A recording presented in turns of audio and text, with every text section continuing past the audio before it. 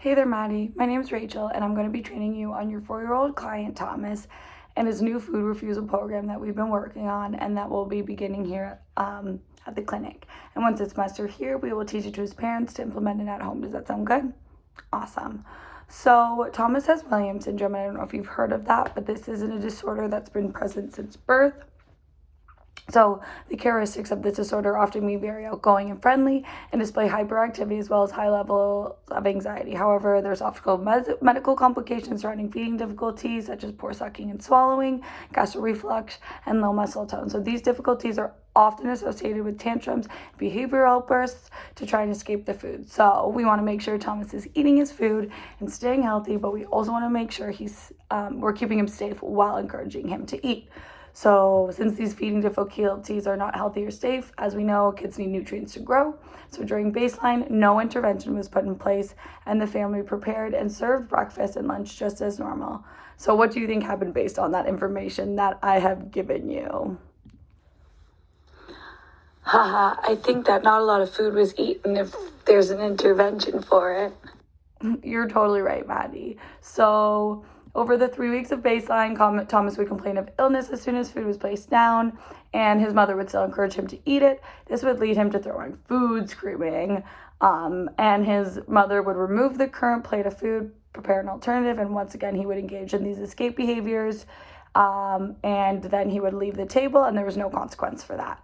So this is why we're meeting to review, discuss, and for me to train you on this food refusal program. So we'll first go over the intervention, then model it, and then you'll model it for me, and then we'll meet later this week to practice. So this intervention will be introduced sequentially across breakfast and lunch as they were found to be the toughest time for him.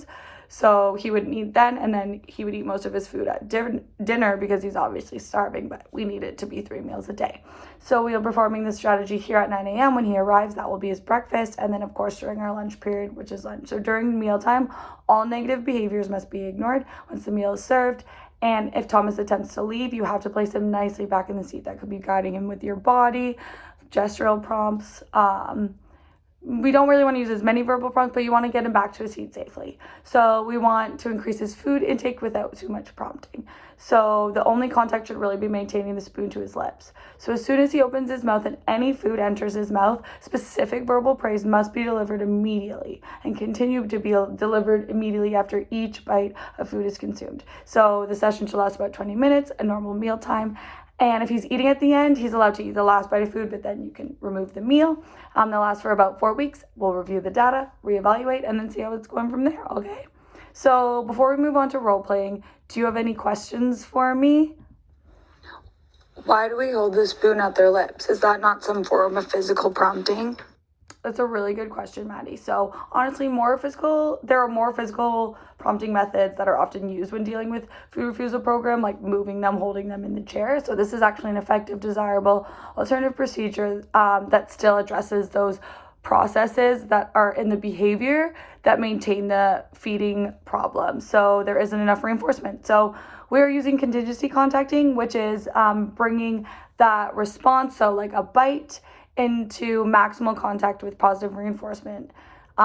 So there'll still be a natural consequence for removing avoidant functions for other behaviors, and then there'll also be minimal contact. So perfect. So should we get started on the role play? Awesome. So I'm going to just demonstrate first. So I'm going to be Thomas, and then I'll just use my spoon. So I'll be sitting here. So you'll take the spoon and you'll be holding it to his mouth. Not a huge bite. If he opens his mouth, great job taking a little bite, Thomas. That's awesome work. I love how you ate your food. Let's say so you're just going to slowly just guide the spoon with him. But then if he starts, you're going to take the spoon away, wait, guide him back, and then slowly. Great job eating. All right, so contingency contacting should always be provided. So placing the spoon on his lips, sitting at the time of the table. So it might take a first few times to get him to eat it, but that's why it's essential that reinforcement is immediate. So this should not take place if the child's in high distress, as it is unsafe to hold a like a mouth to their spoon to their mouth, if they're being aggressive and engaging in negative behavior. So as soon as the child is sitting and somewhat calm, you may begin the strategy again. Just make sure they're safe. So if there's not any more questions, it was awesome meeting with you, and I'll meet with you again in about 3 days to give you some time to practice and get comfortable with the program and intervention. Then we'll perform some role playing, and then we will start the program from there. Thanks so much, Madison. Have a great night. Bye.